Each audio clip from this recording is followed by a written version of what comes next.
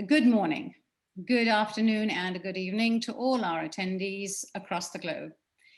My name is Silva Kachikian, and I am a board member of the Armenian International Women's Association, and on their behalf, I welcome you to our panel at the United Nations Commission on the Status of Women.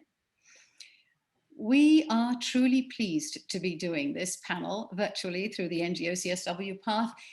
And I want to give a shout out really to Huri Gedelekian, chairwoman of the CSW, and her staff for working to bring global voices of women and girls to this venue and making it a reality. This allows us to reach a wider audience through the virtual medium. And for those who could not attend, we are fortunate to be live streaming through the AIWA Facebook page, with the help of some of our constituents and members offline. Now, those in attendance, please do ask those of your friends and constituents to also follow us and see if we are online on Facebook. We would also appreciate you posting any questions that you have, and we do encourage that in the chat so that they can be addressed later on in the meeting or in the session. We are honored to welcome our guests to the discussion of women in leadership, and we will question, are institutions ready for women's success? Now, women play distinctly important roles in their own communities, and their participation as citizens is critical for communities, countries, and nations. Now, we at AIWA have been working toward elevating women to have their voices heard throughout the communities for the past 30 years. And now more than ever in our history, the diaspora and Armenia share mutual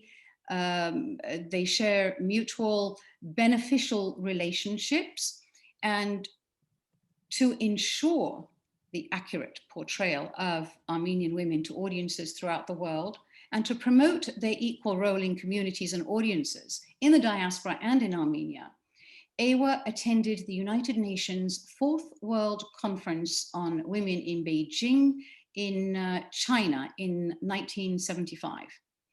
The goal was to connect, to listen, learn, and to lead. Now, what concerned AIWA most was to ensure that all women were given the opportunity for self-development and independence, and for attaining equality between genders, to eliminate all forms of marginalization and discrimination against women, with an understanding that these are fundamental human rights and United Nations values. Since then, AIWA has been a member of the United Nations Economic and Social Council, the United Nations Department of Public Information, and has representation at the United Nations NGO Commission on the Status of Women, where we, for the many years, have conducted workshops and held panels, as we are doing today. In an ideal world, it shouldn't matter whether there's a woman running the International Monetary Fund, Microsoft, PepsiCo, or the ruling political party, or even presiding over a country. Does a small or mid-size enterprise owner or a tech startup care that it's a woman who makes finances more accessible? I don't think so. If a miner, a factory worker, a farmer, or a fisherman gets a better share of the profits and can send his or her child to school, are they bothered that a woman made it possible? I don't think so. Women are dynamic leaders of change, galvanizing the women and men to get involved and protect their planet, claim their rights, and strengthen their communities. Their participation is fundamental to democratic governments, yet women still have far to go toward equal representation in positions of power and leadership, whether in corporate boardrooms or presidential cabinets. The participation of women in Armenian politics is nothing new. In the early 20th century, Armenia first granted women's suffrage, elected women parliamentarians, and appointed women ambassadors. Yet, with women representing 53% of Armenia's population, less than a quarter of the National Assembly, and even a smaller percentage in executive and high-level government leadership roles are held by women. When discussing careers of women leaders, there's a phenomenon referred to as the glass ceiling. We've all heard that. It describes the invisible barrier that women often face when they are up for promotions to the highest level of an organization. While we are still far from gender parity, and the essential issues like guaranteeing women's freedom from discrimination and violence, racism, meaningful participation in peace process, in silencing them, and governance, the right to vote, the right to make decisions, and equal pay, while these are still not upheld by most governments worldwide, there are several women who have stepped forward to strengthen the women's influence and leadership in various sectors. There are powerful female heads of states. There are women conquering the world of science and tech, academia, sports, business, banking, corporations, and institutions. And there are women who are breaking that glass ceiling and walking across shattered glass. And they are role models that inspire by showing us what is actually possible, raising the question, are institutions ready for women's success? And with that, I would like to briefly introduce our panelists in the order of preference, and not in order of preference, excuse me, but in alphabetical order. We have Dr. Irina Raplanian. She is a political scientist, climate negotiator, published author of Post-Soviet Armenia, The New National Elite and the New National Narrative. She holds a doctorate degree in political science from the University of Cambridge and a master's in diplomatic studies from the Diplomatic Academy of London and a bachelor's in international relations from the University of Malta. Her areas of expertise are political leadership, states in transition, climate, environmental management, gender and gender in conflict, as well as a maker of an excellent red wine. She's the entrepreneur and maker of the wine called Zabel. Irina has been a catalyst for change in the fields of sustainable business and social entrepreneurship. She has worked in a number of international organizations and think tanks around the world, including the UN Development Programme, Georgetown University, Eurasia Foundation, and Chatham House. She has served as the Deputy Minister of the Environment for the Republic of Armenia and is currently teaching leadership and decision-making at the American University of Armenia. Our next panelist is Arevik Hampartsumian. Arevik is a journalist, an educator, and the co-founder and CEO of The Loft, which are self-development, edutainment, and co-working centers in Armenia. She is also co-founder and executive director of Project My Mentor and has served as assistant director of the Russian companies, namely City Mobile and Market, operating their human resources and staff management in their Armenia branches. Arevik teaches journalism at Yerevan State University and serves on the board of trustees of Vanadzor State University. She also lectures in Armenian Public Relations Association and is a member of the Armenian Young Women's Association, consulting and training in various cultural and educational projects. She has a long-standing relationship with organizations that implement a number of local and international programs directly related to the self-development of youth with alternative methods of education and culture influence. She is a professional handball player and has served on Armenia's national handball team from 2008 to 2015. And our third panelist is Tadevik Revasian. Tadevik is Director General of Civil Aviation Authority in the Republic of Armenia. She is the youngest and first woman to reach such a position, leading the country through historic times with a pandemic that paralyzed the aviation sector globally and an Azeri war against Artsakh that placed Armenia under appalling conditions. Datevik holds a double master's degree in Management of Innovation and Business Development and International Management CMS from Stockholm School of Economics and the Copenhagen Business School.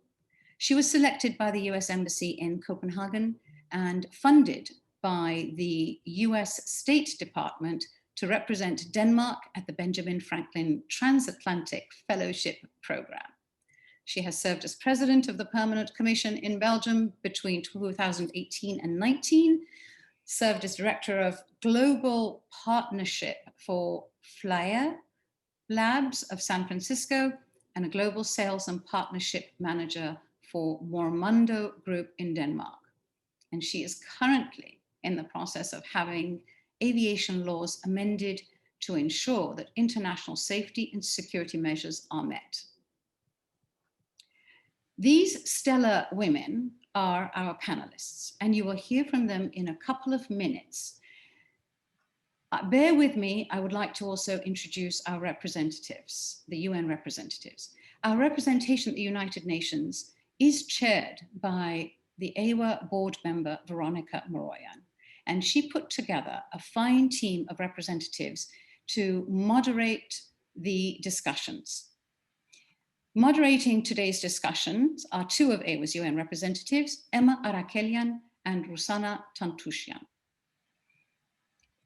Emma Arakelian is a management consulting executive. She's an angel investor, an author, a speaker, an entrepreneur, a philanthropist, coach, and professor. And she is the CEO and founder of Orion Worldwide Innovations, LLC, and she operates her multimedia company, Open Mind Productions, bringing more than 20 years of experience in leadership across business and technology. Rusana Tantushian is an award-winning communications and public relations professional with leadership experience in marketing and public relations across multiple industries, including technology, finance, and professional services. She has held communication positions in top-tier companies, including Vonage, New Voice Media, and Campbell and Company. Rusana holds a master's in journalism from DePaul University and a master's in English and political science from Yerevan State Linguistic University. Her articles were published in national and international publications, and they've received international recognition by the United Nations for cross-cultural cooperation. Both Emma and Rusana are members of AIWA, and as I mentioned before, they will serve as AIWA's UN representatives, and they are leading the discussion today. Rusana and Emma, take it away.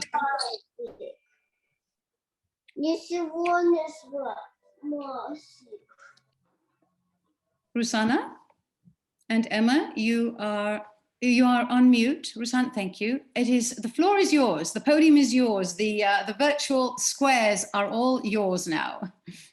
Thank you very much. I might have been able to have us go live on AIWA's Chicago page on Facebook. So if anyone is interested, please tune in. Thank you, Silva, for the introduction and for starting us off. Harevik, Irina, Datevik, it is a pleasure to have you with us today. And without further delay, let's jump right in. I thought we'd start with the assessment of the seat at the table.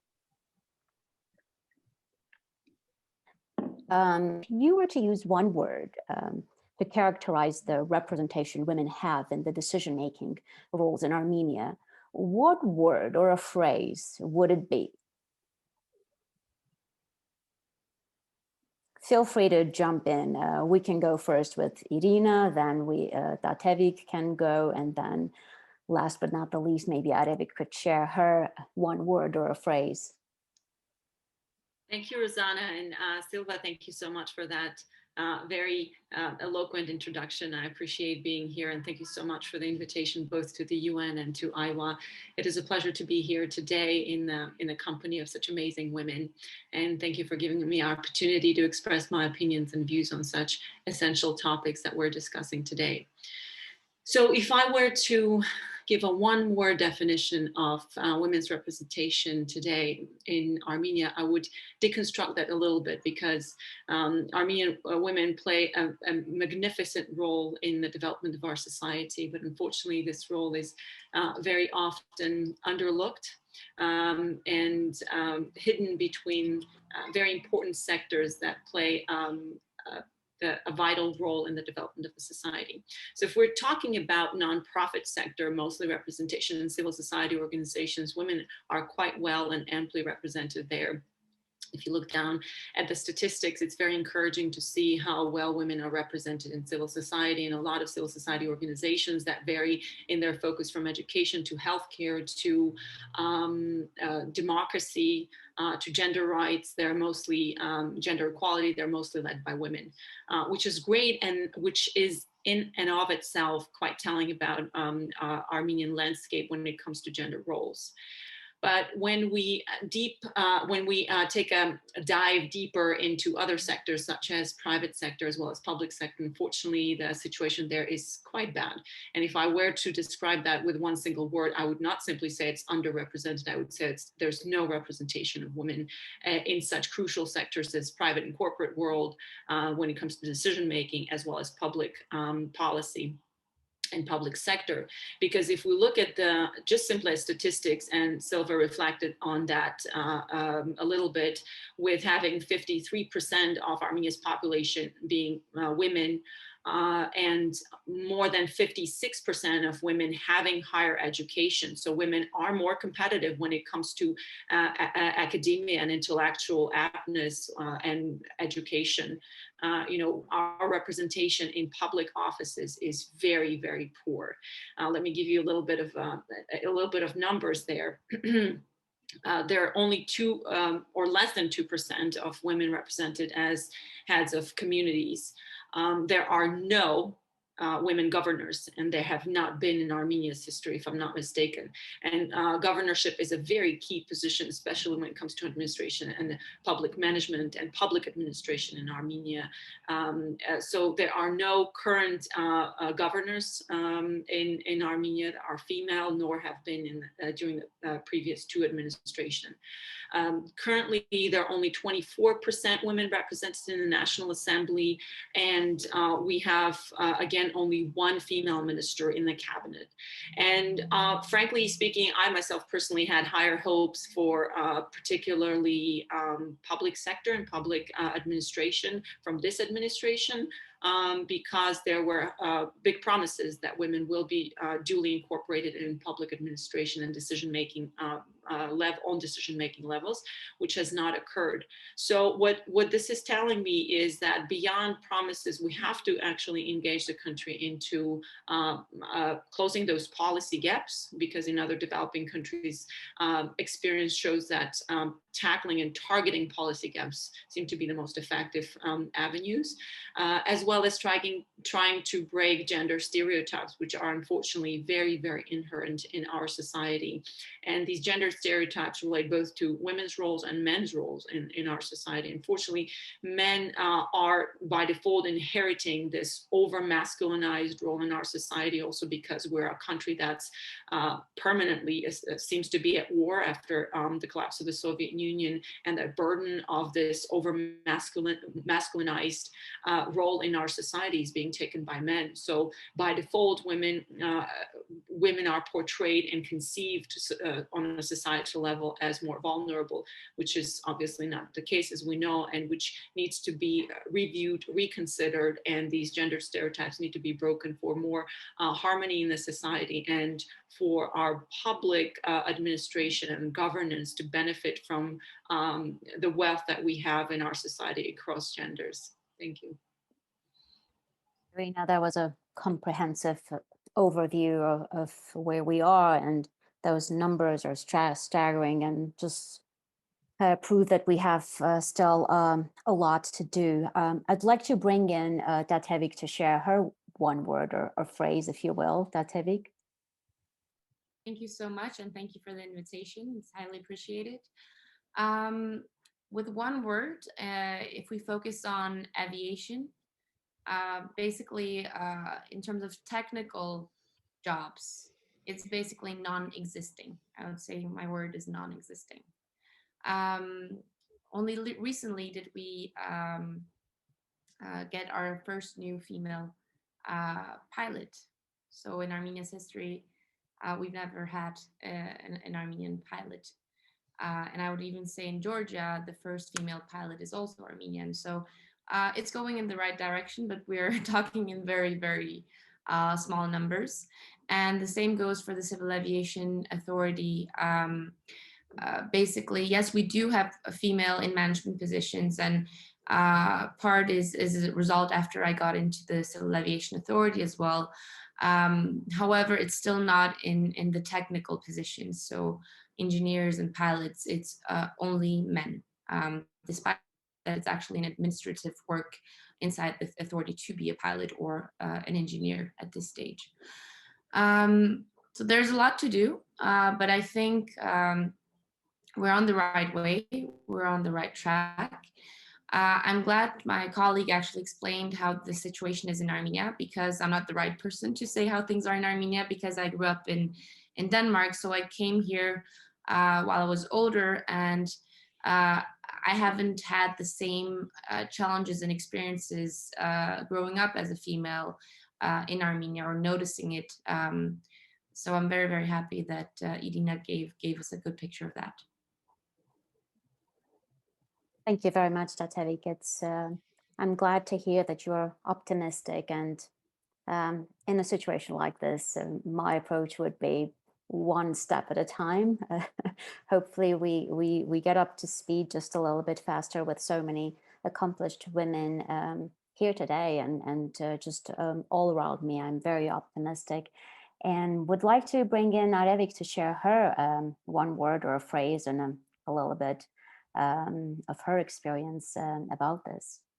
Thank you, Rosanna. In short, poor representation, I think. But to elaborate further, women represent over 52% of our population. I agree with Irina. These numbers are very important, and well over 57% of them with higher education. Yet less than a quarter of the National Assembly is composed of women. We have no female governors, from 12 ministers to deputy prime ministers, the prime minister and the president. We have a total of one female minister. Basically, a lot of work needs to be done. Thank you.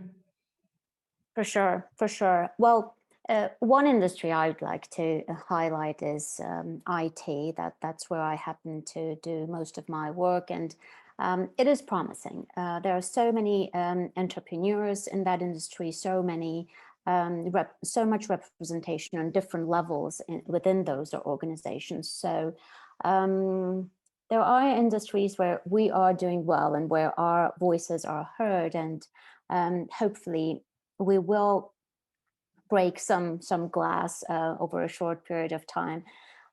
Well, now that we have set the stage, and thank you very much for your answers, let's take a look back and see where we come from and where we could be headed. We have some cultural evidence in our language, and our panel very graciously kind of took us slightly back to our map, our language. I'm thinking of phrases like mother tongue, Mair Lezu, mother Armenia, Mair Hayren. That serves as an evidence that we do have the innate heritage. And I would take it one step further and say that, yes, perhaps there is evidence that Armenia is female. We have had women like Sose Vartanyan. In late 1800s, we had Shushanik Gurghinyan, feminist and writer and poet, Anush Deryan in early 1900s, and so many others, all talented, fearless, outspoken leaders. And yet, throughout history until today, women, our representation, participation, and rights have been and still remain under jeopardy. Irina, perhaps you could help us take a closer look at what has happened throughout our history and why Armenia ranks 98th of 153 countries in the most recent World Economic Forum's Global Gender Gap Report. Rosanna, thank you for taking us into this important historic background of Armenia. And in fact, let me add a little bit of etymology there as well. The word gin in Armenian also emanates and has the same roots as life in Armenian, which is gyang, so gin, gyang. Armenian language going back not just centuries, but millennia, has an incredible tapped wisdom from our ancestors into the role of women in our most primordial and early societies. And if we go back to very early history of Armenia, pre-Christian period, the most venerated goddess, the most venerated deity of Armenian mythology was a female deity, was Anahit. But somewhere down the road, we went off track. I can certainly admit to that. And there are a number of reasons as to why that had transpired. We had some very positive, if you will, and for women in general, periods in our history where Armenian queens ruled, and they ruled very effectively and successfully for Armenia, whether it had to do with territorial gains or effective governance and leadership of Armenia, whether we're talking about Queen Paranzem or Queen Zabel, also of Kilikia. But if we hone in a little bit on the most recent events, and particularly during the last few decades, I think Armenia had gained some progress during the Soviet Union, mostly and particularly because there was a very good elaborated agenda, which was based on communism and equality of genders. And in fact, when you look at the recent history of Armenia, we have during the Soviet Union had some sense of gender equality when it came to particularly to labor rights and equal pay. But unfortunately, culturally and societally speaking, particularly in rural areas, a lot of gender discrimination and cultural stereotypes, gendered stereotypes continue to exist. And I want to hone in particularly on the post-Soviet period in the last 30 years. What we have encountered, and largely I would connect that to a lack of national idea and a lack of national vision.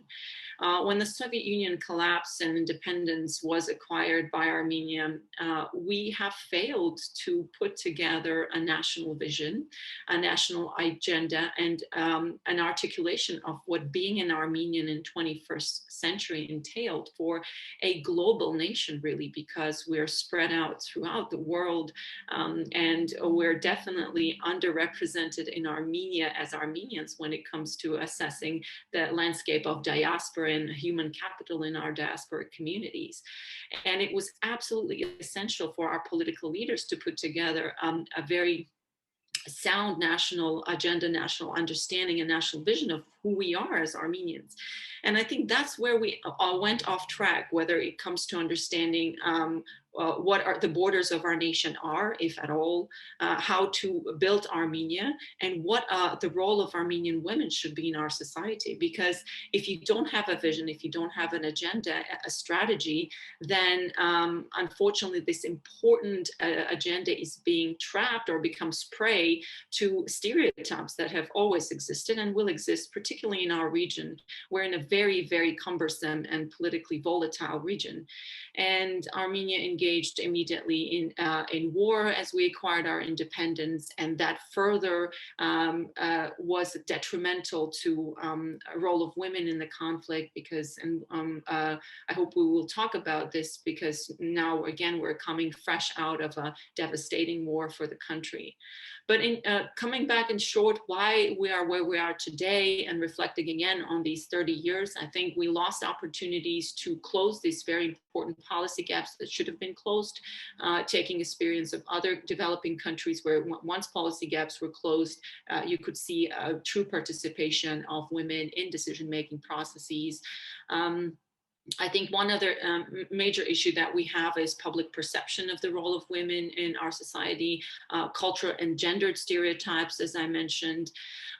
There's a social pressure too. If unless we relieve that social pressure that's on our men, we can't expect to have a more dominant role as women. It's a balance. It takes two to tango. I hope that there are men tuning into this event today, because if we are to achieve gender equity and gender equality and gender parity, it would have to be a significant role played by men as well. I could really go on and on about this, because Armenia is truly a unique case when it comes to historical background, where we were thousands of years ago, what was our experience in Middle Ages, then how we prioritize women's roles in the Soviet era, and where we are today in post-Soviet Armenia. But I think how I would like to close this particular question is, Armenia today is, and Armenians globally are experiencing another major tragic period in our history, with loss of our kin, with loss of our young men in this devastating war that was imposed by Azerbaijan and Turkey on Armenia.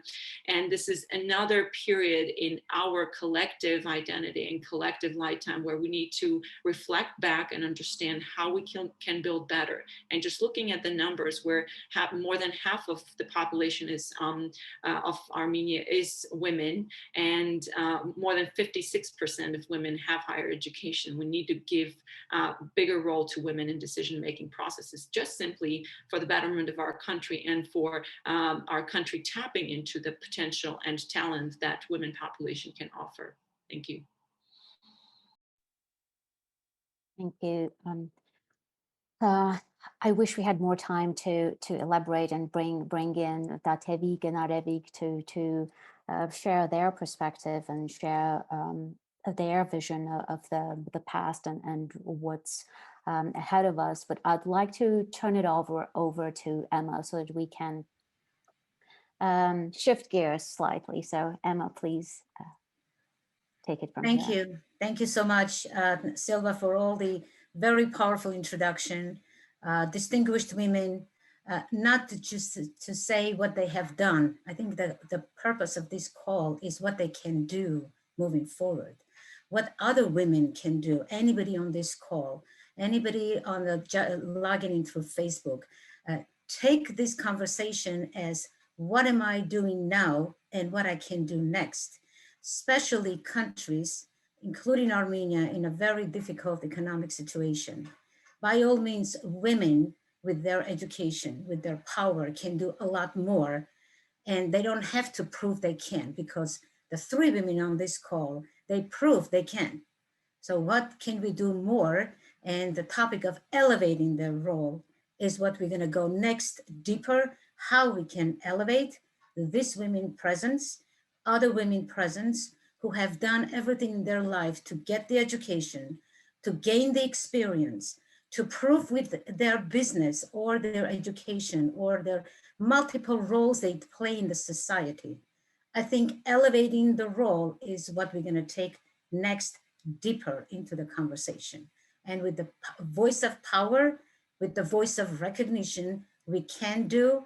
We don't have to prove it anymore. Please don't send us to any more leadership courses, how to work with men. I think it's time for men to go to courses, how to work with not only women, but with strong and powerful women. Men learn how to work with us. We went through all the education. It's time for you and to give us the access to the right things, because we can make the difference. Datevik, as Silva introduced you, you are the youngest Director General of Civil Aviation Authority. I just love this combination. In the world, first female in Armenia, probably first female in the world. So all other countries, for this case, learn how Armenia got this woman into this position. Since 1960s, I think it's worth to mention, now I'm gonna go global, not only Armenian statistics, to say that executive positions, powers have been held by women only in 58 countries. By all means, don't check the boxes as if you did something well. all the developed European countries and the rest of the Oceania and everywhere else, including even the US. Only 58 countries. What the heck are they doing in the rest of the world? Since 2015, there are only 15 to 17 women globally serving in the highest positions. By all means, we are half of the 8 billion people. Only 15 women. This is insane. So we are talking about women on this call in Armenia, globally. So all the women on this call internationally, this is a global problem. And we're going to talk today about Armenia, how we're going to do that. So Tatevik, you had decided to get into a man-dominated profession. Please share with us, show the roadmap to you, how you did that, so then many, many women on this call will think about how they can do it. So what challenges did you face as a female leader in an industry that run predominantly, probably 99.99 like the gold, by male professionals? Thank you so much for the introduction. A small correction, I'm not the first in the world, the first female in the world to hold this position. There are 9 females in the world, but it's not a lot. It's a very small number. So I hope I also hope that I'll be able to inspire not only female in Armenia to consider the industry, but also globally, that more female would want to work in this industry and would understand how to get access to this industry. This industry is not only closed for women. This industry is in general very closed. It's typically on a global level that if you get into this position or into this industry, it's because your family members or all of your family is working within the field. And being an outsider trying to get in is very tough. So being a person who didn't have anyone working in aviation, I think it's very important to note where it started. So it started pretty early when I was 15 years old, growing up next to Copenhagen Airport.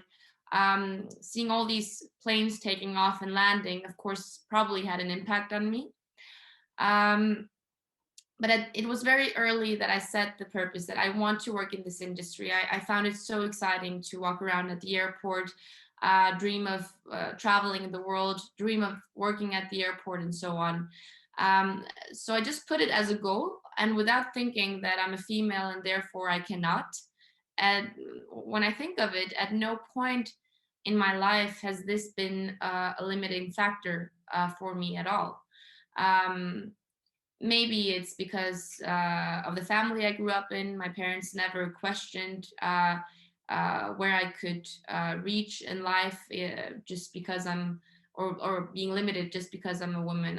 I've never had these type of limiting stories being told to me. I've always been told that you're strong and you can reach whatever you want in life if you put that into your mind. And I also had my mother as a role model as well, seeing that whatever she puts in her mind, she reaches. She's a very strong lady. So basically this led me to decide this is the industry I will be working in. And there was no question about that. And therefore, I think people meeting me, being at job interviews and so on, were able to feel the passion that I have for the industry. And this is probably what has led me to be able to get high positions within the field. The position I have today was not a position that I had a dream of getting, was not a position that I thought, it wasn't my goal in that sense. Imagine I had moved to Armenia, I had convinced a Silicon Valley based company to establish a team here. And I was doing really well. I had one of the highest salaries in the country. Basically an amazing team working in the tech industry, very dynamic. I was traveling the world, doing business meetings with various airlines, negotiating on behalf of the Silicon Valley-based company. So I had no intention of leaving all that. I had created a very nice life for myself. And then when the revolution happened in Armenia, which was a huge surprise for me because I'm a person who's as far from politics as anyone can be, I think. Not knowing anyone in the previous government, not knowing anyone in the new government. So basically, it came as a surprise for myself as well that that I got into this field. But the way it worked was that because I talk about my passion everywhere, so people know what goals I have, what I wanted to achieve for Armenia. And these people started talking, and I got invited to a conversation with the Vice Prime Minister. And my goal with this conversation was not to get a job. I didn't even think that they were considering me for anything. It was basically just to share my vision on how it's possible to bring the growth to Armenia that Armenia deserves. So I shared my strategy, I shared the network I have, and I shared that I'm willing to assist in any way I can voluntarily to bring the growth needed. And when I'm talking about growth, it's in passenger growth, tourism growth, and so on. And most probably they liked what I said, so invited me for one more meeting, and I was trying to convince them it's not a good idea to hire me. I really don't want to. I can assist next to you because I've always had this idea that I'm not a government person. I'm a private sector person. I'm a person who will thrive working in a startup where things are dynamic, moving really fast. I can't see myself in a bureaucratic process.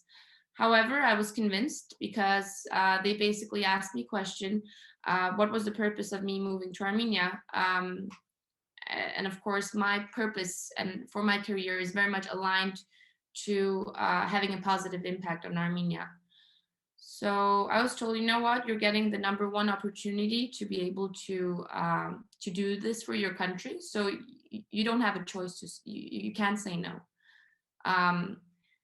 So this was actually just, I just went into deep waters. I had no idea where I was going and what challenges I would face. And many of the challenges that I'm facing today are not things that I signed up for. But basically, now I'm in it and I'm getting out of the deep waters.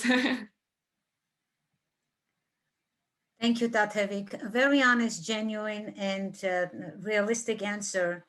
So set your dream, go for it, and yes, take risks. There is a lot of risk taking here. So women, we can't blame that we are being blocked, but at the same time, we have to make sure we don't block ourselves. So follow your dream, set it, and don't limit yourself. I think that's what we heard from Tatevik. Well done, Tatevik. So with the same notion, we move on to Aravik. Dear Aravik, you are a journalist and educator, as Silva really brilliantly introduced you. It's fascinating to see that you entered the field of entrepreneurship. You are the co-founder and the CEO of The Loft. It is a very respected, well-known, popular place in Armenia as a self-development, entertainment, and co-working center. As a matter of fact, let's just name the facts. You are one of the builders of the WeWork type business in Armenia. And we all know very competitive space. So question for you, dear Aravik, tell us about your thinking behind breaking into this entrepreneurial world and how you turned this venture into such a successful endeavor for you. You have 3 translations.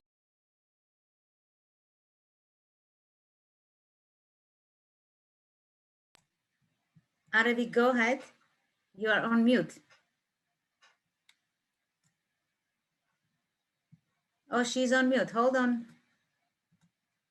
Aravik Jan, you're unmute yourself. Yes. There we go. Yes. Thank you, dear Emma. Excuse me. So I didn't take the classical path to enter the entrepreneurial world. It rather manifested while exploring and building an unconventional environment for that time, which would enable progress and development and have a favorable impact on various segments of society, especially the youth. The loft is an example of social business, a social business, so to speak. Unfortunately, in our country at that time and to this date, and actually in most corners of the planet, there are no completely legislative provisions, no formulations for its operation. For many people, social entrepreneurship is seen only as a charitable activity. Meanwhile, as we all know, social entrepreneurship is a constructive form of an activity and actual mechanism for launching social impacts. By its very nature, most of the profits of a social business are directed back to the implementation and development of its mission and its objective. Since founding the Loft, our founders and executive and operational teams have strived to have a multi-layered positive impact on all segments of society, particularly on the youth, non-formal education, cultural development, as well as individuals' growth and development. Loft has succeeded by storytelling, something which by its structure remains unusual, sometimes even not understandable, and distant to masses. It must be formulated, told, present as a model repeatedly to eventually succeed in uniting our customers. And today we are humbled that according to data, every third resident of Armenia has been to the Loft. Each has increased with us or benefit from us in their own unique way, from participating on our numerous events, and we host over 1,000 events a year, or creating a startup or collaborating as a team in one of our co-working space, or organizing self-development and family entertainment in our various locations throughout the country. And naturally, it is critical for such a social enterprise to have a steady profit in order to gradually provide development programs and scale by entire regions and other cities, as well as creating online products such as our My Mentor initiative. In short, both the organization and our programs are people-centric. The success of the two depends on the person that we are, I am, you are, with all of our differences and similarities, and our vision of the future. Thank you. Thank you, Aravik. Thank you so much. Strong business, small type of revolution, how to actually work with different industries and make such an impact in the environment during this technological advancement of the country. So the timing was right, the collaboration partnership. Thank you so much.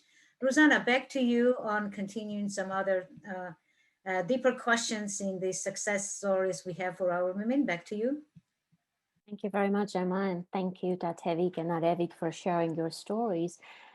And I was just thinking to myself that, okay, we have assessed at the top of the hour where we are. We talked about some of the numbers and statistics. We've taken a look back together with Irina to assess where we might be headed. And now we've most recently heard very inspiring and very honest stories that I hope are going to instigate our listeners and those who would be listening to the recording later on to really feel empowered, because some of the stories are telling of how much there can be done by a single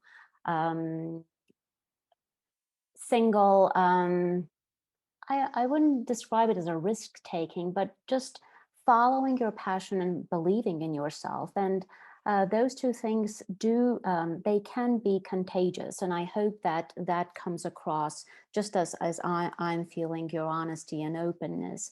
And we've also talked about the region and the pivotal point that we're all here today, the war, the imposed war upon us. I think we've reached a good point to touch upon conflict resolution and the difference between male and female behaviors and negotiation styles. Increasingly, scholars have taken note of the tendency for women to conceptualize issues such as peace, security, war, and the use of military force in different ways than their male counterparts. There are other schools of thoughts that are saying that no, there is no difference, but not predominantly. The consensus is that there is a difference. These divergent conceptualizations in turn affect the way women interact with the world around them and make decisions. So what is your take on experience when it comes to conflict resolution and outcomes? Let's hear from all three of our panelists today. And maybe we could start with Irina, and then I'll bring on Arevik and Datevik. So Irina, if you could share your experience. Thank you so much, Rosanna. I was hoping we would touch on this topic because it's very intrinsic now to life in Armenia, because we're continuously reminded that we're living in a hostile geopolitical region, and how do we construct and build a nation in this type of environment that's where the environment is essentially volatile, and you don't know whether hostile nations will attack Armenia again. How do we build our future? How do we develop as a nation? How do we evolve as a society? And it's a very important question that you're raising on conflict resolution. When we're talking about gender in conflict and gendered relations in conflict, we need to specify what we're discussing here. Is it personal experience? Personal experiences? Are these individual interactions or societal interactions, or we're talking on the national level? And since you put the context more into the current conflict and the role of women in the conflict resolution process, let me reflect a little bit more on the conceptual foundation and what scholars do believe or construct as conceptual understanding of gendered relationships and conflict resolution. There are two, if I may put it, main schools of thought on this particular issue. One of them is the essentialist paradigm, which says that women and men are essentially different. The other one is more of a postmodern feminist school of thought that says, no, women and men are not essentially different. It's just that women are more socially and culturally conditioned to certain roles and certain behaviors. I tend to sway towards the second conceptual understanding and school of thought that essentially we are different. We're biologically, essentially we are similar when it comes to our intellectual capacity and ability to negotiate effectively. But unfortunately, there's a huge element that defines our roles as women and men in our societies, and that's social and cultural conditioning. So before we engage more into the role of women in conflict resolution, I want to make it clear that I follow more of the postmodern feminist idea that men and women are essentially the same when it comes to projecting their intellectual and mental capacity. And I think that absolutely when it comes to such important issues as conflict resolution, it has to be merit-based. And when it comes to Armenia in particular, I think women should be given significantly bigger role in every field, particularly when it comes to governance and foreign affairs, because women squarely fare much better than men, and 56% of Armenia's population, as I earlier mentioned, has higher education, and that's 56% of women. So let's get this very clear before we engage in social and cultural differences that are essentially taught to our female population of our society. And when we come there, it's, as you mentioned, scholars do see differences with women when they engage in conflict resolutions. And these particularly stem from women projecting more collaborative behavior.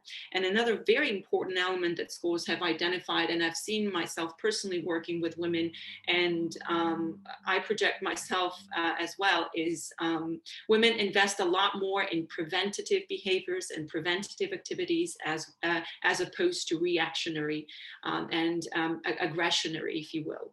So I think that's another very important element that positions women in a much better place when it comes to not only conflict resolution, but conflict prevention to begin with.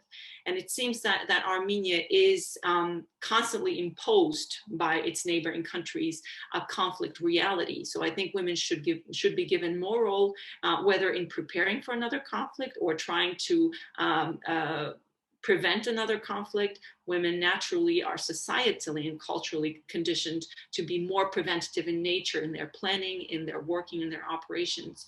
So once again, to stress this, women bring more collaboration, more preventative mechanisms and preventative behavior and planning. And I think women can play a very instrumental role in this particular field.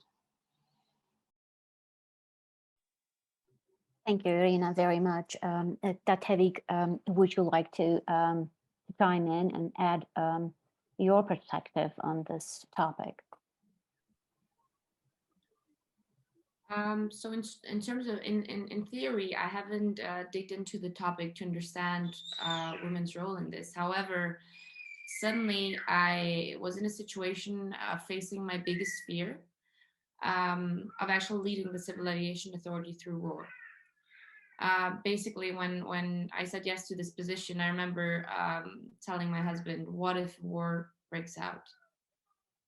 It was just truly like, had I known that this would happen, I would probably have said no to the position. However, I'm very glad to hear what Irina said regarding females being much more preventive. When I look back on my own decision making, I was very much focused on the preventive aspect of my work. I actually recall whenever I was making decisions or challenging others' decisions, it was with the thought, we need to do everything we can to solve the problem right now, but we also need to solve the problem in a way where we know that there is a time after war as well. So we can't make decisions as well that will, create problems for us the next 20 years as well. So this was very tough, a very tough balance to uphold. One thing that I noticed, which was different in me, in the leadership that I was having compared to my male counterparts inside the authority, is that I was questioning what I was delegated to do. So, of course, not to the sense that I would delay any processes, because fast decision making was extremely important during these days. However, I was sometimes receiving tasks where I'm very, very happy I questioned it, because after questioning it, better solutions came up. And those were the solutions that we followed. And this is something that I noticed that men have not been very good at questioning, have been very much just accepting if there's someone in a higher position delegating something. Well, it's my manager, then I do whatever I'm told. I don't do whatever I'm told. I question, and if it's within the ethical levels that I find acceptable, I do. If it's not, then I fight till the end. And that, I think, has been tough for some people to accept inside the government. I don't have this limit of hierarchy. If I see that someone above me is making a bad decision, I will go above that person. I'll go above the other person until I see the problem being fixed. And that's not something that I've noticed in my male counterparts. Maybe maybe it's because there's a difference in terms of me not having this aspiration to have a higher position in the government. I'm not into politics. So maybe these people are fearing challenging because they want to have a life afterwards and reach even higher positions. But I don't have that goal. Therefore, I feel free to make the right and most ethical decisions in the moments that I'm in.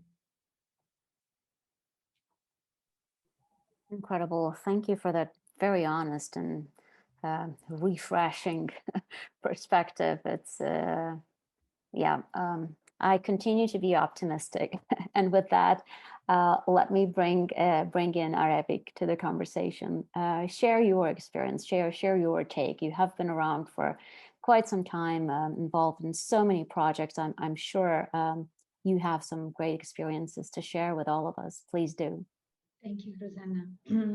Of course, it's possible to cite from different theories that women mainly unite and try to determine the problem and offer solution for conflict resolutions, while men try to avoid such models to a large extent and make individual decisions. Other assertions which could be cited is that first, women take the lion's share, in this case, lion's share, of care in society. And second, that women have also been unjustly deprived of very simple rights from historical point of view. Therefore, it's not accidental that a woman is willing and dexterous in solving conflicts, even if often affected by that very conflict. If I speak from personal experience, I must naturally refer to the stereotypes, myths, traditions, and some forms of discrimination that exist in our society, which often set aside for women limited, very different and unsuitable roles. Personally, I have not encountered such problems either in the family or at work. However, in business relationship, when your contacts are already diverse, it becomes impossible to avoid gender issues and the imposition of the roles that I mentioned.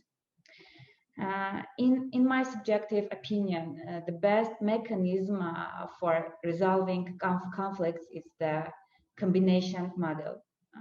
As such, it becomes possible to combine combine the problems. If I speak from personal experience, I must naturally refer to the stereotypes, if I said.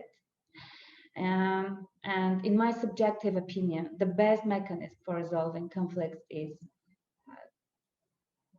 combination model. As such, it becomes possible to combine and apply professionalism, knowledge, experience, facts and doubts, assertions, and critical texts. In this case, it's not about gender, but rather an assessment of know-how and professionalism, and only the facts and their consequences are considered. But there is something that maybe the woman inside me is saying now. Indeed, a woman's intuitive interventions is always necessary for the people and human-centered final decisions of the conflict. Here is what it looks like, a command. For an example, the man will say it sharply. The woman may pause, hesitate, shift the emphasis, and as it takes place, it's likely that someone's life will be saved. I think a woman is more capable of listening at the negotiating table, and making competitive analysis. The last part sounded sentimental, but I have a good reason to think so. Thank you very much, Arevik. It sounds like we are convinced that we can do more than we are doing. It's great to hear that, because it means that there is more work to do. And not only that, but we're also ready and willing to do the heavy lifting. Irina touched upon the region and the continuous turmoil, and that Tevik talked about her decision-making process at a time of war. And Arevik talked about intuition, and it all is a good lead to my follow-up question, where I would like us to zoom in on the different outcomes that we could have should women are really part of the conversation from the beginning, should we are represented the way we should be. Irina, maybe I would bring you into the conversation to at least the first part of it. You touched upon social norms, and we previously had conversations about this. I was thinking about the movies and the art, and where women are represented, how they're represented, why are we represented the way that we are. And so I was thinking, if having a woman leader, is that the sole factor, and can that lead to a different outcome, considering the context of the region, the social norms, and our ambition and belief and research that actually sets the stage for us to take the reins? Rosanna, thank you for that very insightful question, and one that's going to open up a Pandora box here. And I'll try to touch upon some of the issues that are truly pertinent to the question that you're asking and to the societal and cultural realities today in Armenia. I think the way, the most constructive way and the most grounding way to answer your question is, let's not speculate on that, but let's look at the hard facts and hard numbers in Armenia. As I reflected earlier, in Armenia, 56% of the population are women with higher education. When you start to granularly deconstruct those numbers and try to attempt to understand the true nature of academic merit, academic excellence, knowledge in the country, again, you see that whether on the level of schooling, on the level of higher education, as well as into graduate school, you see, again, women are faring much, much better than men. This is across the board. So if we look simply at the merit element of how this society should be governed, I'll come back again to postmodern feminist ideas that women and men are equally positioned from their abilities, if you will, to lead. Now, are we socially conditioned to lead more effectively than men? Let's look at how our societies are run. Our society is over-masculinized, and men's roles are over-masculinized in our society, and women's roles are thus further, to achieve balance, made more vulnerable, weaker. Generally, we perceive leadership as loud, dominant, with a strong voice. All of these elements are masculine in their essence, as opposed to, women women being told from kindergarten age that you have to behave in a feminine manner. So before questioning whether leadership should truly be loud, in your face, strong, bold, and courageous, let's understand that women from kindergarten age are deprived these roles.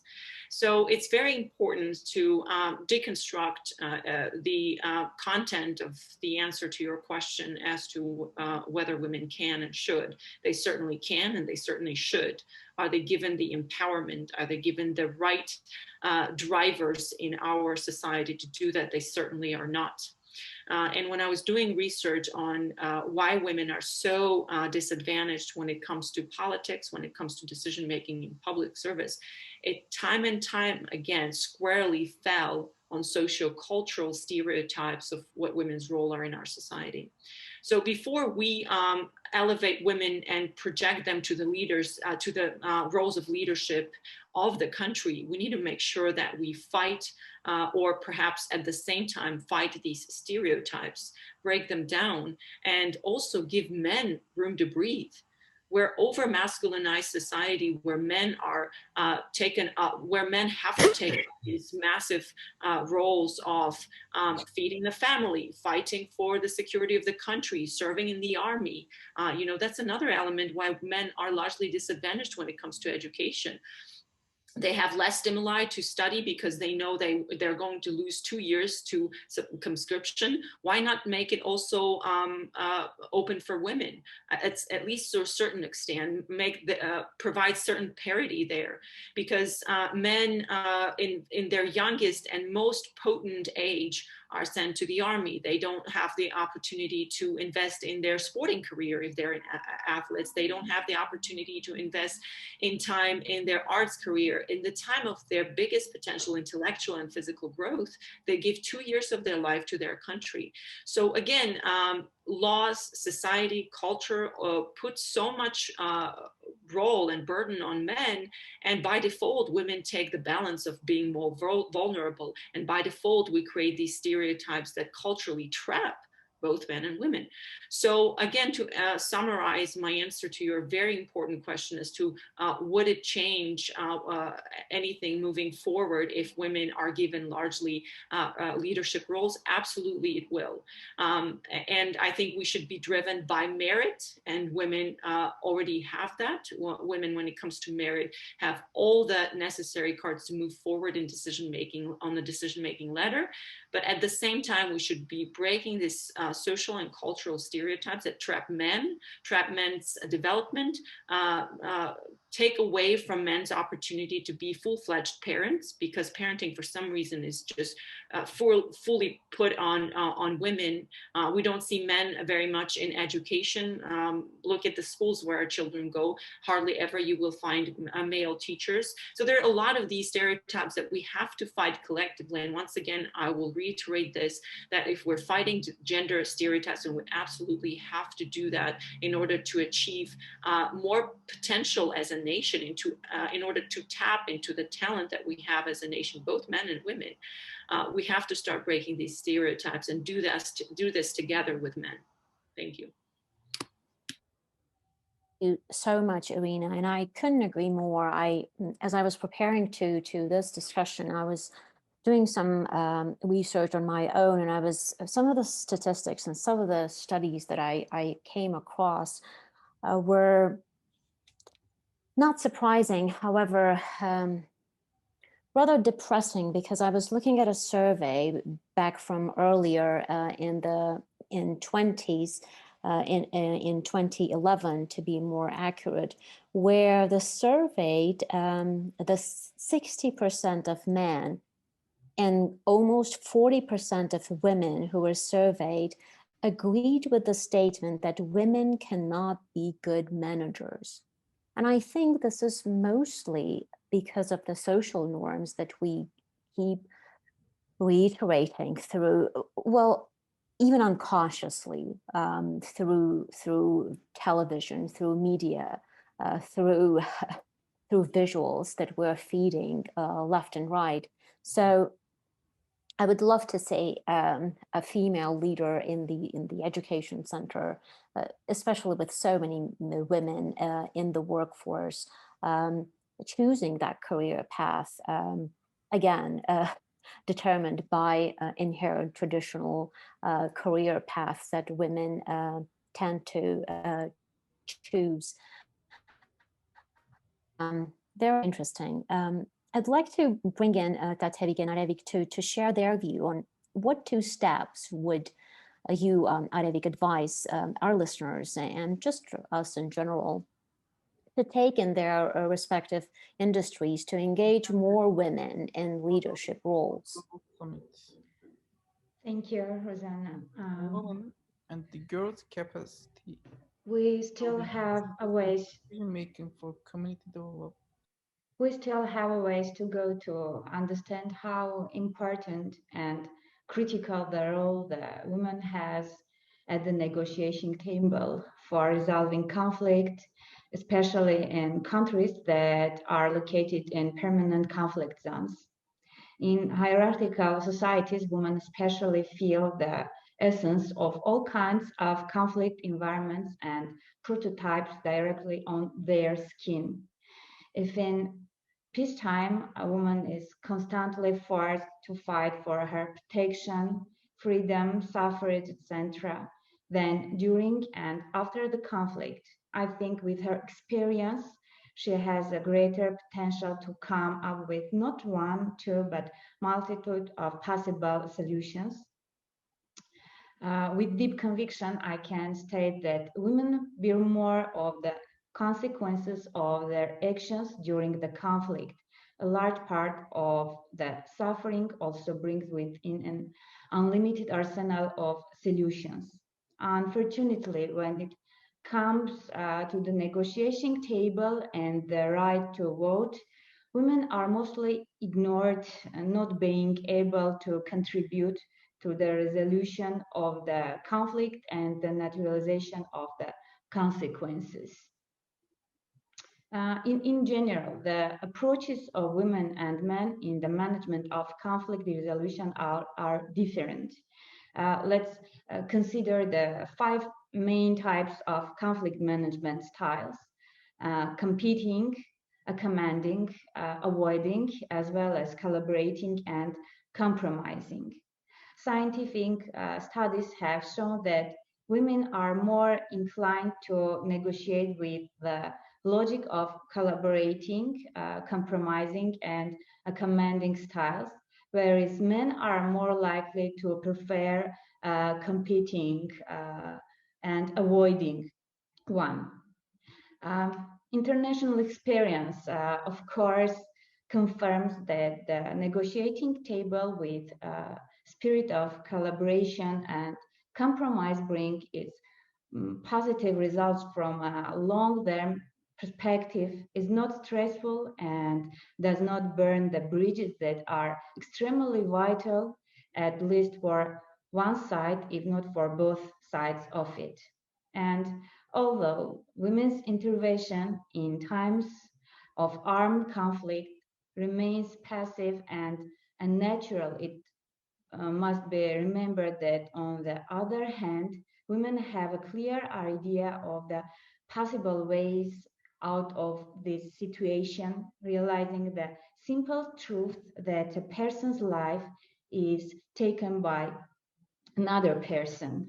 In order to solve the problems of this simple spectrum of relations, the role and voice of a woman should not remain at an academic, intellectual level, but rather all possible conditions for gender equality should be created. And engaging women in industries, I am a proponent of leadership through merit. Large corporations, industries, multinationals, growth pursuing startups, all are in need for highly competitive leadership.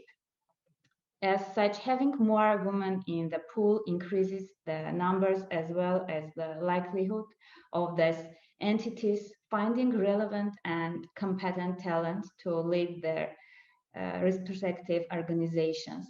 Having a sport background, I would make the parallel of sports clubs that have their own academy where they prepare the best possible talent in order to increase their competitiveness.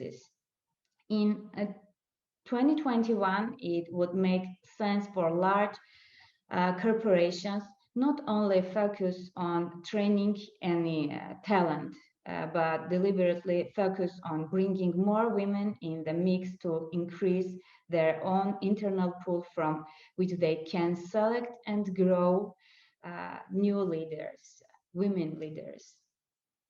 Thank you. Thank you, Arevik.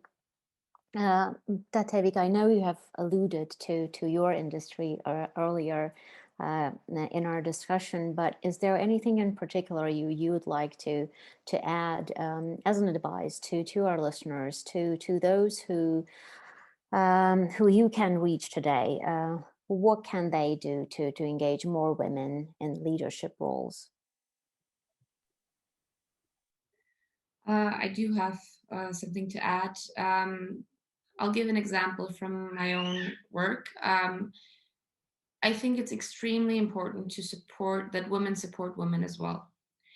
For example, we are having a huge challenge right now. Armenia is on the air safety list in the European Union. And the root cause, there are several root causes, but one of the main root causes is that people haven't been used to writing things down.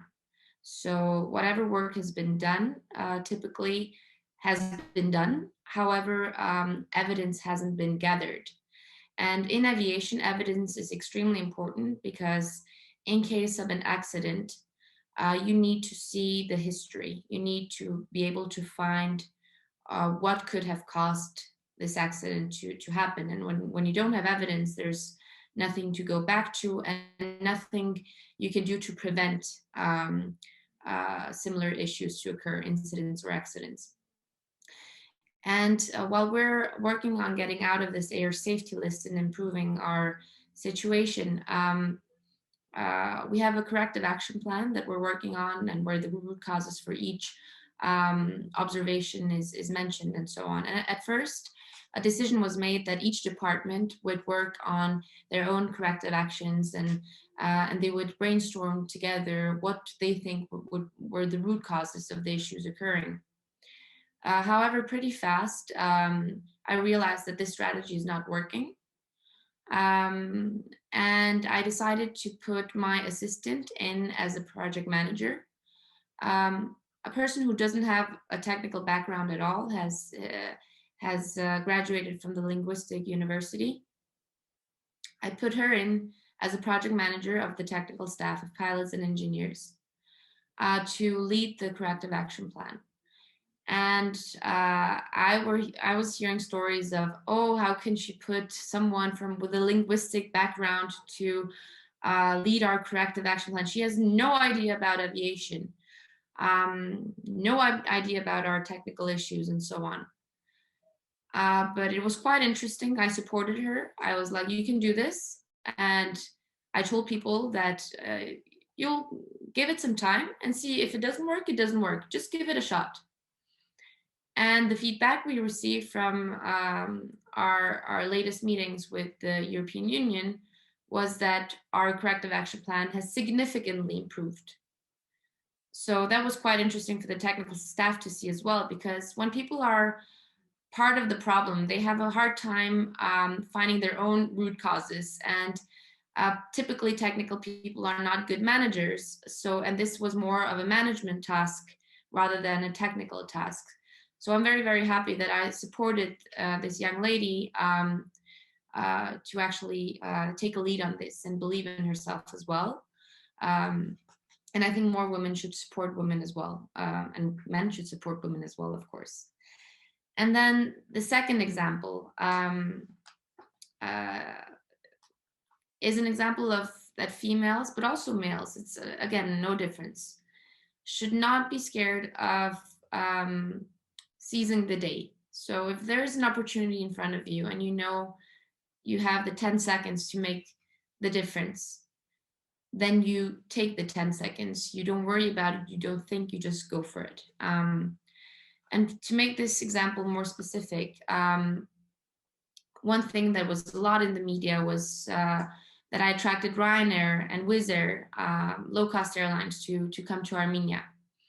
So for years and years, people have been used to flying very, very expensively, and people have been dreaming of being able to fly at affordable rates, and maybe not during nighttime, but also during daytime.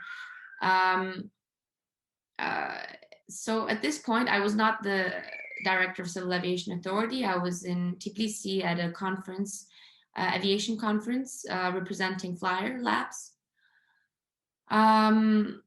And the head of revenue management of Ryanair was one of the speakers at this event.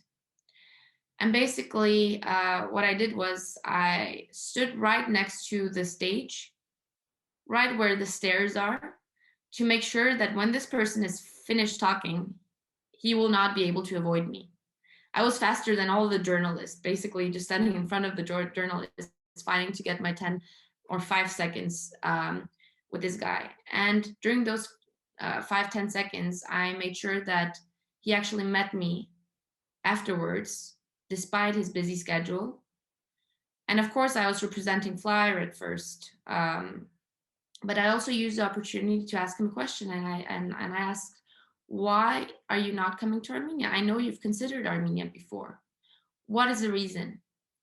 I won't be able to give you an honest answer what the reply was, but I got a very, very clear picture of where the problem is. And when I got this position, that was the stepping stone that I had spent those 10 seconds on approaching him next to the stage, because I knew exactly what to do. I knew exactly which problems to solve and how to make them interested. And within a year from our first negotiations, we had the first flight, and then COVID happened, of course. But just as an example, my colleagues at Copenhagen Airport told me they were negotiating with Ryanair for 10 years. So this was amazing, and just because I kind of seized the day, and this is just one out of many, many examples that I could come up with.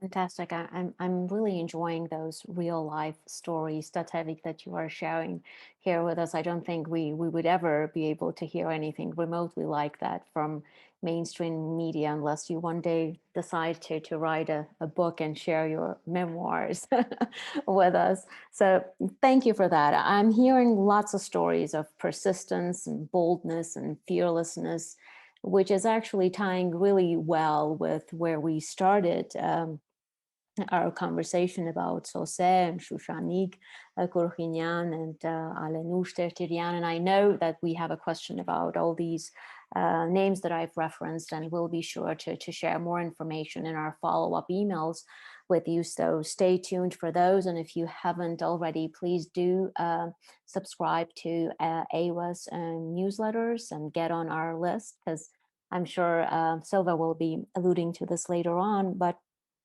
we have some really valuable content that we are sharing throughout the year. Now I'm going to turn it over back to Emma to get us closer to the summary of our event. Take it away, Emma.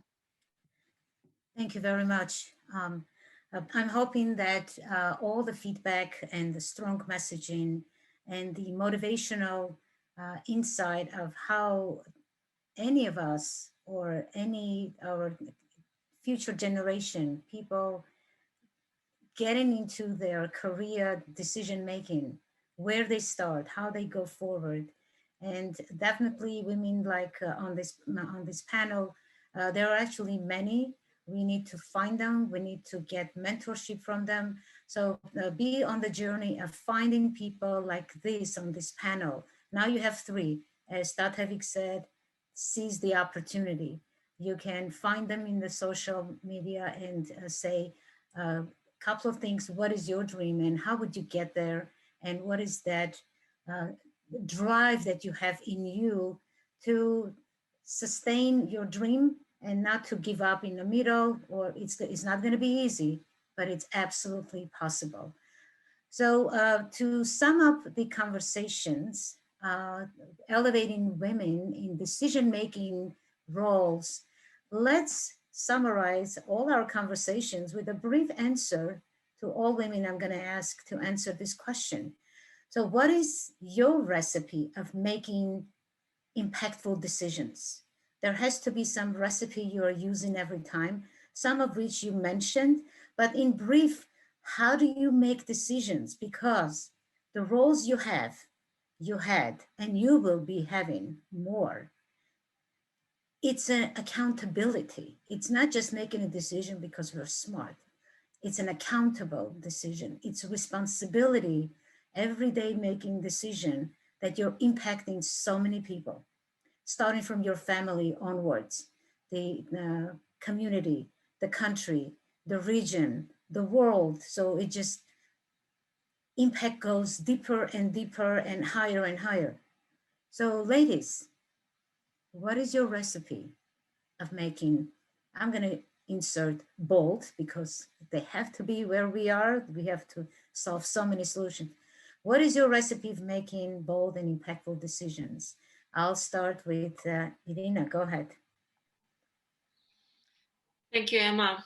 I want to respond to that question in a non-traditional way. I want to deconstruct that question, because I do not believe that, or rather, sometimes actually the most impactful decisions are not necessarily bold. So let me deconstruct them by saying that, you know, impactful and bold are not necessarily elements that go hand in hand together. And let me bring you into Armenian reality. I think when we talk about impactful decisions, based on my personal experience, whether that has to do with governance and environmental management, in academia, whether when I worked in private sector, to me, very often the most impactful decisions were those that had the most common sense. I think collectively as a nation, we lack, there's a tremendous deficit of common sense, because that has to do with us being very emotional. You know, look back at our history. We are actually one of the last surviving Anatolian civilizations. We are a nation that's on the brink of extinction. It's no surprise that we're very, very emotional. We're very emotional collectively. We're very emotional individually. And I think that drives our lack of effective decision-making into a dead end. And very often it's very sporadic, it's very fragmentary. And collectively as a country, collectively as community, collectively as the Armenian body in different diaspora organizations and institutions, we simply lack common sense. We're driven by emotion. We have been driven by emotion for a hundred of years, at least a century, largely because we have been done so much injustice has been done onto us collectively as Armenians, and we've been trapped in this emotional behavior, in this victimhood, in this mentality that we have to constantly react as opposed to plan strategically.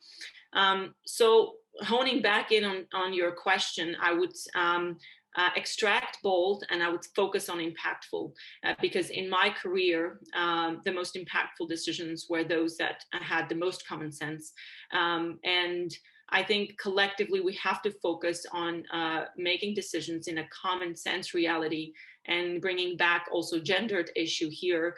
It is absolutely common sense to get more women onto the table, more women into decision-making positions, simply because women bring more merit to the table, as data shows, as our experiences show. So let's agree to be driven by common sense. Let's bring more women to the table. Let's still be bold. And very often, to me, from my experiences, being common sense resulted to being bold, because, as I said, we're trapped in our victimhood, in our emotionality, and we need to snap out of it and see where the common sense is and how to do it. And actually, women are very good at honing in on common sense. Men are often very focused on on power and insecurities of not having enough power. So coming back to impactful decisions and common sense, most of the time, those impactful decisions honing in on common sense on what's the collective good for Armenia also entailed instructively and operationally collaborative behavior, something that also is an added value when you have more women in management positions, in decision-making positions, women by default, I wouldn't say naturally, by default, due to our social, cultural conditioning, are more horizontal leaders. They heed advice of many as opposed to men, particularly in our society. They heed advice of many and they make their decisions very collaboratively. So from my experience, and I hope you take it away from my contribution to this, is impactful decisions are those that are common sense and are those that are certainly made collaboratively with others. Thank you. Thank you very much. Such a great structure. Well, take notes, everybody who is listening. We'll go on to Aravik. What do you think? What would you answer to the recipe of making, we're going to go with bold and impactful, and you decompose as you wish. Thank you, Emma. It's no secret that experience is required in order to make the best and most effective decisions, but it should also be noted that experience are historically a result of also many wrong decisions. We must constantly try and experiment. We must take the previous example as an example of the past and make the present decisions as a basis for tomorrow's model. In this way, it becomes possible to go one step back in order to leap forward. As long as you have the opportunity to do so, then you are also free to receive the energy which, combined with knowledge and experience, will bring you to the right and effective decision. In any case, there are three important factors that, in my opinion, are worth ignoring: experience, current situation, and optimism. The rest is a matter of becoming part of technology, knowledge, and innovation. After all, you must always take into account that your decision will affect a person immediately or in a long run, so you must be vigilant and cautious. Thank you. Thank you, Aravik. Well said. Very insightful way of looking at it. So take notes, everyone. Now, Atevik, please welcome to the conversation on the recipe of making bold and impactful decisions. Thank you. I actually wouldn't decompose those two because I have the opposite experience of where very often common sense is shared, and the common sense says that something is impossible, but in reality, it is possible. So I'm going to question a little bit the common sense comment from Irina, again with an example. During the war, the diaspora in the US had organized Qatar Airways to fly humanitarian cargo to Armenia. And basically we were at the stage where the cargo was already at the airport, was on its way into the aircraft, and the flight gets canceled. And luckily I'm in touch with those organizing the flight in the US. And they share with me that Qatar Airways got an email from Turkey. And Turkey basically told them that you cannot conduct this flight. And because they have very good, close relationship with Turkey, they were worried of making them angry by conducting this flight. So it was easier for them to cancel the flight. And here the common sense was from everyone around me. Tatvik, it's impossible. We're a small country. Turkey has voiced their concern about the flight. this aircraft is definitely not going to reach Armenia. We need to find another way around. However, I think I believe so much in Armenia that I don't consider Armenia a small country. I don't consider Armenia a weak country. So whenever this happens, I'm like, this is not fair. Because of Qatar Airways, people can be dying right now. I mean, there are things on board that aircraft with the purpose of saving life. So for every single minute that Qatar Airways has been delaying this, they are responsible of life. So basically, I found the vice president in Qatar Airways, and I asked the question, "Why did you cancel the flight?" And he wasn't very open about it. We'll do everything we can to conduct the flight, but it's probably not possible, and so on. And I can't share with you why, and so on. And then I told him, you know what? I can share with you why. Because you received an email from Turkey. And when I put it directly into his face, he actually couldn't do anything else than admitting what had happened. And basically promising that he would make sure that this issue would get solved. The plane was around a week delayed. However, it happened. And the interesting way it happened was, if you looked at flight radar, it looked like the aircraft was going to Doha, but it actually landed in Yerevan and brought the equipment to the country. So they're trying to play a balanced game of conducting the flight as promised, but still not angering the Turks too much. But again, common sense was that you are not going to win over Turkey, basically. But it was possible. So I think boldness is very important. Well, as Irina said, thank you so much. That is the case when the common sense became bold, if we combine the two. Well said, with the different situations, very tough. And I think we are showing one more time that women can actually do things that many others would consider, even in this aviation.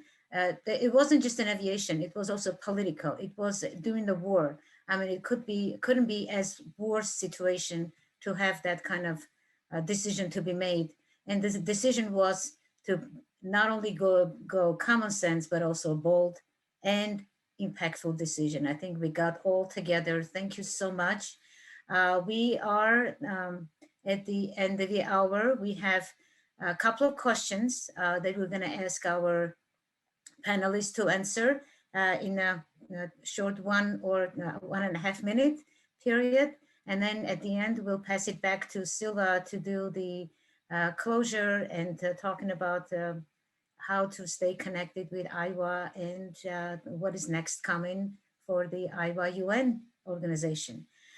With that, we have a question. No, we have a couple of questions. Actually, we're going to go at least one question each to make sure that we engaged our audience. So, Rosanna, maybe you go ahead with one question, and then I'll cover Arvik and Dathevik. Go ahead with questions on Irina. Sure, thank you, Emma.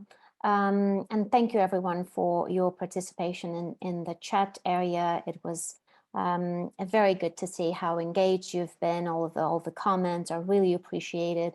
And we have a question from Huri Gedelekian. Thank you for the question, and this is a question for Irina. I know Armenia is going through a necessary transition with perhaps a snap election due to the result of our most recent war.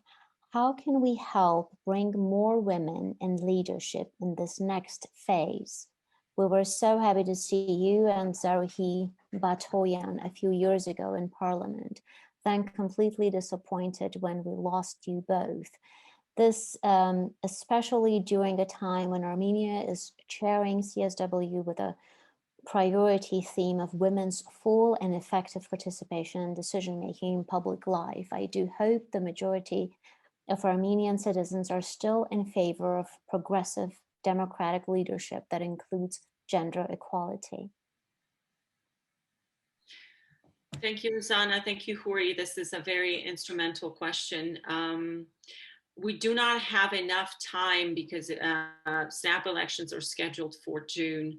And that leaves us less than 3 months to make any substantial changes to policies to engage women more constructively and more effectively in the political processes in Armenia. We do have in the law on political parties a very specific and straightforward provision that 25% of political party lists have to be women. But unfortunately, both this provision and the subsequent practicing of this provision has been proven to act more as a token policy as opposed to true dedication to gender, closing the gender gap and parity when it comes to opportunities in politics and engaging more women in government and decision making. So I would say that beyond the snap elections, it is absolutely critical for Armenia to close the gender gap by closing the policy gap. And that would be putting quotas also on the representation of women in political, not just political parties, in parliament and in government. And we've had examples in developing countries that have been very successful. Countries like, for example, Rwanda. I've been researching that quite extensively because Rwanda has also succeeded not only in closing the gender gap. 80% of their 80-member parliament has 46% women there as a result of their provision that 30% of parliament has to be female. But also Rwandan government has succeeded in very effective governance because they put very straightforward KPIs on their governance, and they've injected a lot of innovative elements into public administration, governance, and policy making. So I think Armenia has the opportunity to do this and should do this, especially because we have clear numbers to show that women are merited. They have we have the literacy level, we have the higher education level of women that far surpass men. So everything is in place to give women the opportunity.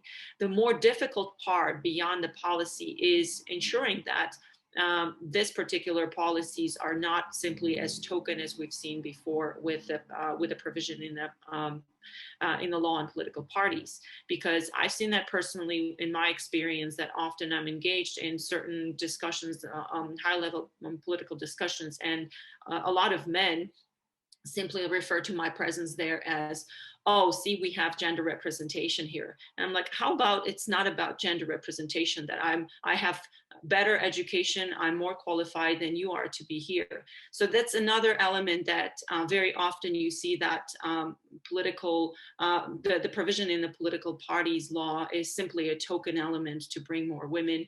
And then men refer to presence of women in different discussions as, look, we're closing the gender gap. You're not if there are 12 men and 1 woman. So I think we have to be really truly committed to closing this policy gap moving forward from here. But the bigger element and the bigger obstacle, I think, is cultural and social stereotypes that still exist, which means that the biggest obstacle would be that empowering women to break away from these chains of social and cultural entrapment and get into policy and policy decision-making positions and get into politics. And that takes, again and again, I will say, two to tango. Men have to play a very instrumental role in pushing women in their households, women in their families, extended families, to take on these positions, because we need women to engage. Thank you.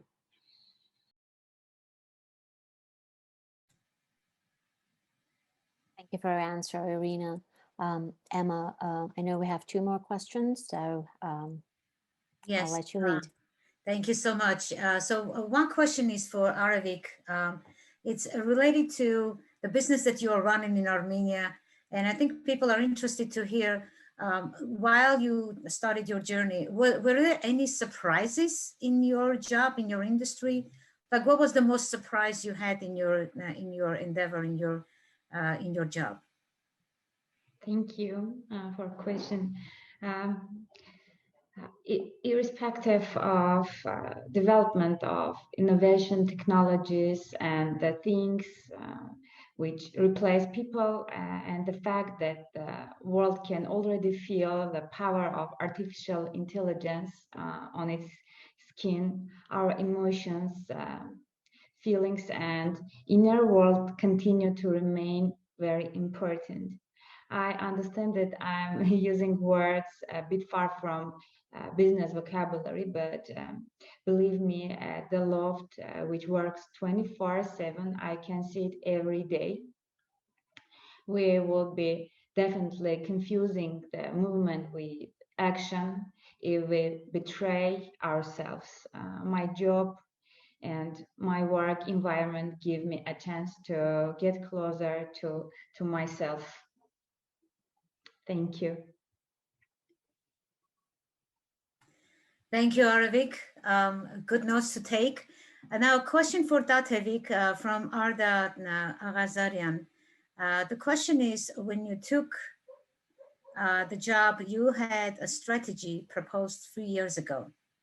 Question is it still feasible today in the light of what's happening today, or it's not going to happen? So this is about the strategy proposal you had years ago. Thank you for a very, very good question. Basically, the aviation sector has never had such a crisis before. I mean, the sector has had many crises before. We know 9/11 and volcano eruptions in Iceland and so on, disrupting the industry, but nothing has disrupted the industry in the way that COVID-19 has. Basically, for example, Europe, including Armenia, is down 70 to 80% in traffic. And when we know that connectivity is extremely important for countries to experience economic development, tourism development, and so on, this is huge. However, I'm happy in the sense that I did prove that the strategy worked before COVID. Basically, I changed the departure tax, which hadn't been touched for 20 years, which most government officials were afraid of touching. And by changing the departure tax law, we basically almost tripled traffic to Europe. Due to COVID, it never came into realization, but the airlines had already announced that they were going to fly. When the crisis hit, of course, that it was a big challenge, personal challenge for me, because you're in this extremely happy situation where you've reached your goal above what you even thought you could reach yourself. And then everything just drops instantly. However, I see any crisis as an opportunity to get out of it even stronger. So I put a goal towards myself that, yes, it was a big deal to almost triple traffic, and would have been a historical year, 2020, in a good sense. But I started focusing on how can I use this crisis to build something even better. I can't share too much about it at this stage because we're in the middle of negotiations. However, I put an ambitious goal. As I told before, I don't see Armenia as a weak country. I don't see Armenia as a small country. Quite the opposite, actually. And with this mindset, and with the mindset that you can build something stronger in a crisis, you also attract people who have the same mentality. And these are the people that I have attracted and whom I'm negotiating with. So I basically put a goal in front of myself, and I said, okay, if I were to attract a big investment to Armenia, who and which company would be the best to attract? So I put these criteria, and I just targeted those companies. And the number one company that's on my list is the one that we are about to finalize negotiations with. So I hope soon that we will have some good news despite this crisis. And these are people who also do believe in Armenia despite what's going on. Tevik, thank you very much. On a very positive note, looking at the future, the bright future that we are going to build all together with all this power, education, experience, and the collective wisdom and collective unity that we're going to create globally with the Armenia population and Armenian diaspora worldwide, and all our friends and colleagues on this call. Thank you everyone for joining. Rosanna and I would like to now thank all of you for this phenomenal conversation and pass it back to Silva for closure. Silva, the stage is yours now. Thank you. And I cannot express my wow at the information that was transmitted today. It was incredible. And we know that women have always faced unique challenges at home and in the workplace. And in the last year, the professional and personal challenges facing women have grown even more fierce due to, as Tatevik mentioned and you all mentioned, the COVID outbreak. And then, of course, we have paralyzing global shifts in world leaders that have taken us backward as opposed to moving us forward. Now, in a year of historic events, it is good to see so many women professionals who are rising up across the world as the rocks of their families and the cornerstones of their communities and organizations. They are shattering the groupthink, improving communications, dynamic and reinvigorating NGOs that have stepped forward to strengthen women's influence and leadership in ways that make them more competitive. The evidence is unequivocal that women's collective action through social movements, political coalition, and economic association is driving legal, policy, and social norm changes in many countries, albeit at a very slow snail's pace.